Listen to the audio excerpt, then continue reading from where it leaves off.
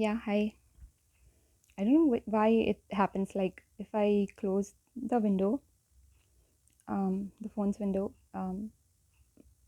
the video stops in a way. It doesn't pause. I pressed pause, so I have to make it in parts. So I will not bore you with the whole song. With I because I also did not listen to the whole song. It's a beautiful song, but it was like God was testing me or teasing me. That's how I felt. It's like I'm smiling in front of you, but I'm dying inside. It says, my God, wait. मैंने चाहा तुझे मेरी खता नहीं, मेरी खता है कि तुझे पता नहीं, तेरे नाल इश्क लाइयां वो माई तैनू खबर नहीं, कितने साल इंतज़ार में बिताइयां वो माई तैनू खबर नहीं. It was like completely like someone is describing me, because I felt like I have waited for this person for lifetimes. It happens, that kind of connection. You might have also be going through depression. I'm not in depression because of this person or something like that, no, but a lot of people go through depression because they think the relationship that they are in is such, because they might have found it so strong. So but so the lyrics, it means that I ended up loving you. That is not my fault. My fault is that you don't know it. And um, I have started loving you. Beloved, you don't know that. And you don't know that how many years I have spent waiting for you. I was like, God, this is cruel, and I'm not going to fall for your trick this time. I would change the song to the one I was listening to. Again, this song would come. I would again change, again this song would come. And I was like very angry by that. And I was like, even if the song keeps playing whole night, you're not going to, I mean, I'm not going to fall for this anymore. Enough is enough. Sometimes you have to do this with God also. Enough is enough. So it's difficult. It's difficult. I am showing up because I wanted to make the mistake that I made right. And I thought, yeah, so many people would be going through the traumas of heartbreak. So I would just, so I told you because yeah, I always give the references so that you can relate, so that you will not think that I'm just talking like that.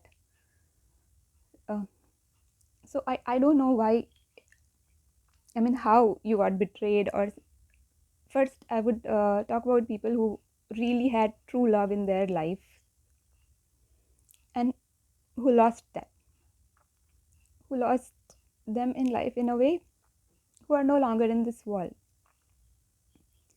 So I don't know how to help you, but because I never had true love doesn't mean I don't understand its value. So I'm really sorry, I don't know how to help you. But I know that people who we truly love, even if they depart from this world, they are always near. Their their essence, it lives in our hearts. I know this. So it might be a very hard time for you, because I know the value of true love. So it must be very hard. I would like I would ask you to hold on, honor their memories, because of course they would like you to be happy. If it was true love, they would like you to be happy. And I'm not saying move on or anything. You know what you want, what is best for you. And I'm sorry, I don't know to help you better. I can just pray for you and please know that, yeah, people who truly love us, they never really leave us. They they are in our hearts. Their essence is with us. The beautiful memories remain with us. And for people who um, who got betrayed or things like that, I I got betrayed. I know how hard it is. So it is becoming increasingly difficult to talk about this topic. Let me pause. Um, yeah, sorry. So if you're in depression, or if you're not able to forget somebody, but somebody who betrayed you, then I would ask you to not be stuck in your life. If somebody didn't respect you enough, didn't value you enough to stick around, to be there for you, it's hard to forget them. I know, but you're worth it. Your life is worth it. Please try to move on. You know, and if you're in a heartbreak situation where the society is the problem sometimes, I wish things work out for you guys if you really want each other. And in this situation also, I don't know what advice to give, what to say, because a lot of people, they part ways because of societal expectations. If it is not dangerous for you, I don't know what type of community or this thing. People have made a mess of these things, you know. Humanity is just not enough for people. They have to it has to be divided into caste and religions and other things. My god. So you see what condition you are in. If you guys can be together. And if it's dangerous for you, I'm so sorry for you guys then. Okay, so sorry, as in, I really feel sad. Nobody should go through this kind of things because of other people's expectations. And some of us who got betrayed, those who never valued you, they are not even worth spending a second of your thought or your life, you know. But I know it's easier said than done, because I know what my condition was during and after divorce. I kept a very brave face. Nobody could say what was going on. Even in the court, all the lawyers were very surprised by my demeanor. Nobody could say what was going on. I kept a very calm attitude. Inside, I was, like I said, inside I was dying. So it just doesn't go in a way, I mean, in a day. But you have to believe that you can't get, you can't remain stuck upon the person who betrayed you or who did not value you. You may be someone, um, I mean, who went through a breakup or a divorce or something like that.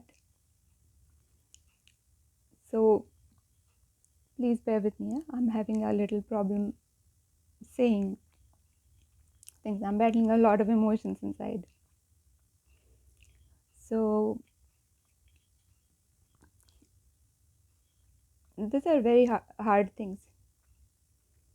But again, I would say you will get through this if you don't let. I mean, It hurts, but if you resolve to move on, sorry, you will be able to do it. You can. Anybody can. And for people who have really nice people in their lives, I rarely find that nowadays that um, in couples, husband or wife, partners, girlfriends or boyfriends, people don't value people mostly. There is, or sometimes there is an element of competition also. Don't do that. And I have seen ego destroy so many relationships. And again, you would think how this girl thinks she knows everything. I observe very deeply. Ever since I was a kid, I observe and I talk to people. If I'm sitting somewhere in public and there are a lot of people, I just usually talk. I'm really interested in, not in a nosy way. If someone is sitting next to me, I would talk to them. And people usually end up opening up to me and telling me their life story. So I've noticed, I've seen in my case also, there is this very, very beautiful saying. I mean, it's a doha, but I'll just tell you the um, one line. It says, Prem gali ati sakari, tame dona samay. That the lane of love is very narrow. Two people cannot fit in. Here it's not about denying your identity, your own individuality. Here it's about ego. That where there is love, ego can't have existence. What in Hindi we call abhiman, ahankar, this kind of like, competition with your own spouse or with your own partner, trying to control them, this kind of things. So if it's true love, these things have no place. They may arise, fights, couples fight, but then they resolve it. And if someone is constantly tearing you down, if they can't take you in a way, the real you. Again, I'm just giving a small example. I was always belittled in my marriage. I, I mean, the signs were in front of me that this is not right, but I would like, I was codependent also. And like I said, I loved it. And I believe in complete devotion and all. But that time I didn't realize complete devotion does not mean eradicating yourself. In this though also, it also doesn't mean that you will eradicate your individuality. It just means eradicating those things that keep love from being love, things that distort love. So I was always demeaned by like, if my husband couldn't answer if I asked something, husband, not husband, ooh, the guy I was married to, he would say, you are so intelligent but you are not wise. Like he would try to diminish my self-confidence in any way, and I would believe him. I knew I was intelligent. I started believing I'm not wise, and I was not being wise by believing him. So if you are someone who is constantly demeaning your partner, your spouse, or some, like I said, girlfriend or boyfriend, so I would say partner only, please don't do that. If you have got a nice person, appreciate them. Not everybody gets this. We have this habit of not appreciating the good things that we have in life, you know and I have seen 99% of times people always choose ego, people always choose even false ego, being right. They will justify being right over a relationship, over somebody's well being. Why? What will it get you? A new partner? By hurting an innocent one? And what makes you think that that karma won't come back? So if you've got something good, value it. You know, put your ego aside. And a lot of people I have seen, they, some people are in a way not very aware of like that their ego, they is masked as self-respect, and some people use it as a weapon. They are very aware that they are masking their ego as self-respect. So if you are somebody who are in a condition where you are being manipulated like that, this is a red flag. When you are continuously being demeaned and manipulated, because people who really truly love you will always inspire you to be the best version of you. They will not be intimidated by your intelligence or your success. They will not compete with you, or they will not try to control you. It's for guys also, it's for girls also, husbands also, wives also, anybody. I'm saying spouse or partner. So if you have got someone like that, please respect them and value them. It's hard to find genuine people, you know. And also there are a lot of reasons why people end up doing this kind of things, but that will make a complete book. So I'll make a video about it someday. Right now I'm saying, if you're suffering through this kind of a thing, that you got betrayed, or if you got betrayed, it is not your fault. I will always say, why should we keep punishing ourselves for somebody else's fault? Haven't they done enough damage to us? I know it is easier said than done, but then we have to take the decision to move on,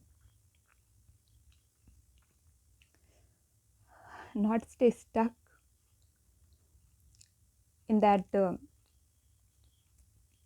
I would call it, I should say trigger warning, or what? That is an abusive relationship. Manipulation is abusive. Abuse is not always physical. Physical abuse can be seen and can be dealt with. I mean, say rather with a little, it's a little easier to not. No, physical abuse is also not easy to deal with, but it's easy to explain and to show somebody, yeah, see, this happened. Or if you're physically being abused, emotional manipulation is something, it's very hard. First you start getting judged, people start questioning you, and what scar would you show them? So please try not to be codependent, guy or girl, husband or wife, anybody. Especially girls tend to become codependent. And if someone is constantly demeaning you, they are not worth it. You can explain it to them, like maybe they may not be aware, it may be their nature. You can just explain it to them. Say, what you are doing, this is not right, I don't like it, this is very demeaning. And again, if they refuse to change their behavior, you see what is right for you before it eradicates your identity completely. So, because love has no place for this kind of tactics, you know, manipulation and control and conspiracies. No, that is not love. That is someone trying to control you, manipulate you, trying to get something from you, or trying to feel superior. A lot of people have this tendency. They choose partners who they think would worship them, who they deem inferior, so that their ego is boosted. And they will choose somebody, they and they will try to control them, control everything about them, so that they can feel good about them. These things, they come from insecurities and other things, but that is a whole lot other topic. That these things also are trauma and other things. But then right now I'm not asking you to think about that, or there is no point taking on going on taking abuse. And the people say blind in love. No, don't be blind in love. Love does not blind you. Love opens your eyes to how amazing and how wonderful you are. Love doesn't blind you. People have distorted love like anything. Love shows you what you can do. It encourages you. It supports you. So we say falling in love, blindly in love. It doesn't do that. That's not love. Love opens your eyes to your own potential. And again, it's for everybody, right? Not just for girls. To the real connection. That is the real connection, where you feel supported, you feel seen and heard, and not threatened by the other person's success or intelligence. And the other person is also not trying to demean you, or they are trying to uplift you. And that's real love. So if you have got that kind of a love, please don't take it for granted. Respect it. Respect it. And if you're someone who is being manipulated like this, see what condition you are in, what you can do about it. I never advise people to stay in abusive relationships. It doesn't mean I'm saying that you should go on, everybody should go on having divorces. No, no, no, no. Talk to the person, and if they don't listen, I don't know what advice to give, because not everybody is. I will not advise everybody to go and get a divorce. Never. And if it's a partnership kind of a way, live in, or a boyfriend girlfriend thing, get out of it. When someone is constantly demeaning you, don't stay with that kind of a person, where you start forgetting who you are and you start molding yourself according to how that person wants to see you. If that person reminds you of your potential, of what you are capable of, that is a different kind of molding. They are not molding you or controlling you. They are helping you become the best version of yourself. Not that you are not wonderful as you are. But and they will not do it by criticism. They will do it by encouragement. That is how you will recognize. If someone is constantly criticizing you, hey, you can do this, but then in a very demeaning way, that is not encouragement. It is not reminding you of your potential. It is they saying you, in a way, it's a way of insulting you. Some people just feel superior by insulting others. So you see what condition you are in, and don't ignore the red flags.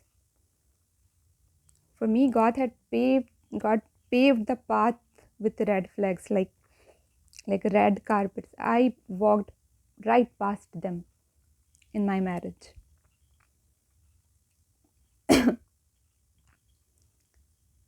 I started doubting myself so much.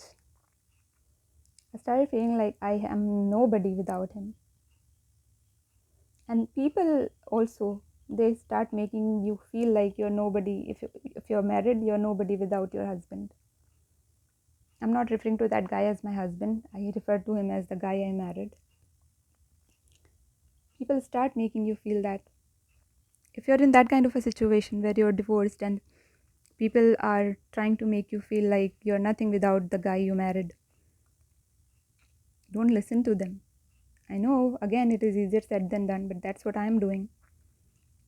If you can give a strong reply, give a strong reply. If you can give a polite reply, but a firm reply that they will not taunt you again.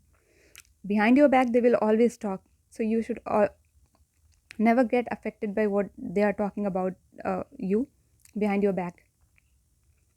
Otherwise, we will go on living our lives fighting this kind of people for the things they are talking about us behind our backs. And we will never get to live our lives. And yeah, if it is something very important and they are spreading rumors or something like that, you should address that. Then you should confront. Otherwise, if it's just gossip, ignore it. So, yeah, yeah, what else? I wrote it all down also so that I should not forgive a moment. Yeah, don't distort love with control or things like that, or trying to overpower your spouse. It can be both, like, women also do that, men also do that.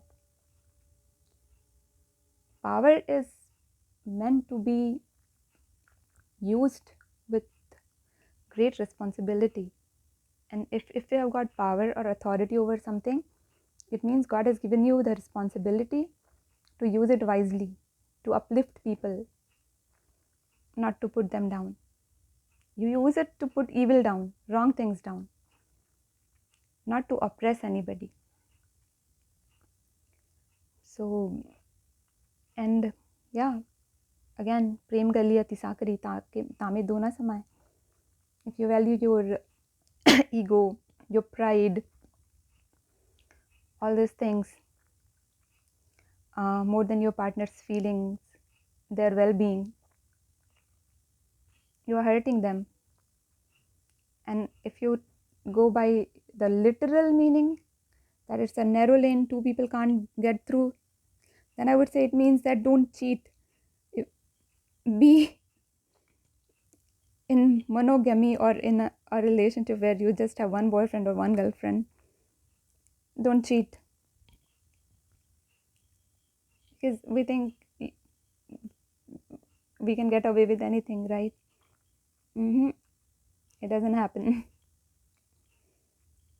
Hurting an innocent soul is never justified. Don't cheat. Sorry.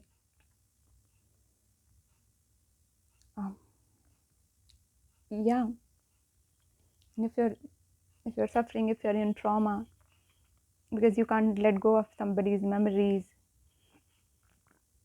like I said, someone who has gone from this world, there are counselors, grief counselors. You can take their help, and if not, you can find few videos on YouTube that help you with grief, letting go of grief, and remember those people fondly.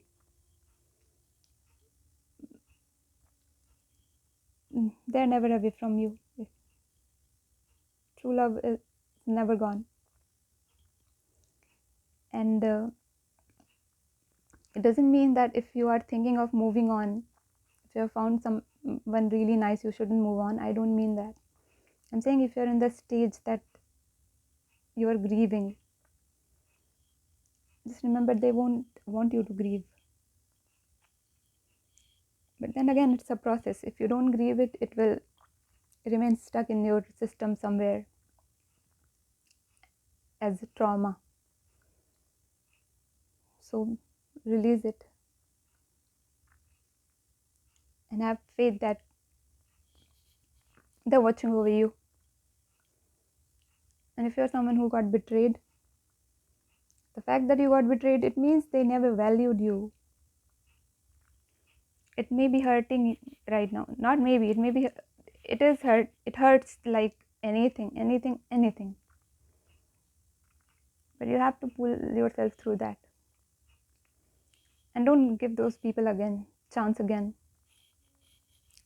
When someone betrays you and they come back saying sorry, I believe in second chances only if somebody is reformed.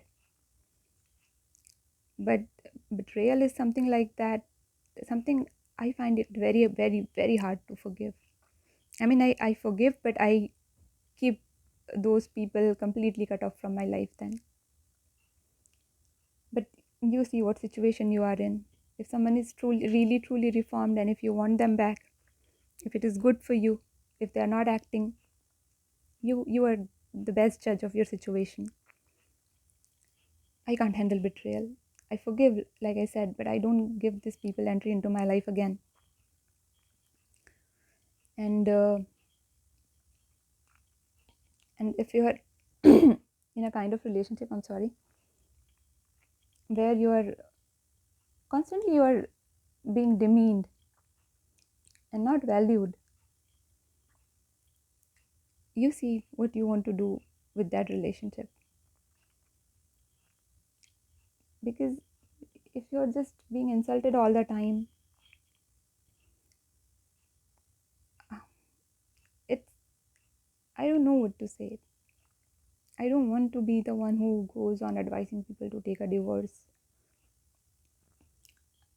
I guess there are marriage counselors. Not I guess, there are marriage counselors, but uh, again, there are really good videos on YouTube also. More than counselors, I have learned so much from really this genuine people who share beautiful videos, beautiful tips, not just tips, advices. I wish I had the links, and I should have. Yeah, I'm just recording it right now. I have not posted. I can look for the link. I can look for the link and I can post it with the video or later. But yeah, try to, where it is safe for you, try to stand up for yourself. Sometimes people keep treating you like that because they think you can be just bossed around. So you assess your situation. If someone is just unaware of the fact that they are hurting you, remind them that this is hurting you. In some cases, people will understand, your partner will understand, your spouse will understand, yeah, I'm doing this wrong. I should not be doing this. I should be better. I should be treating her or him better. And if someone refuses to learn again and again and again, if you have told them, it's your decision, because you know your condition, you know. So yeah, yeah, I don't have anything much to say right now. Really good luck, guys. Good night. I'm sending you love and prayers.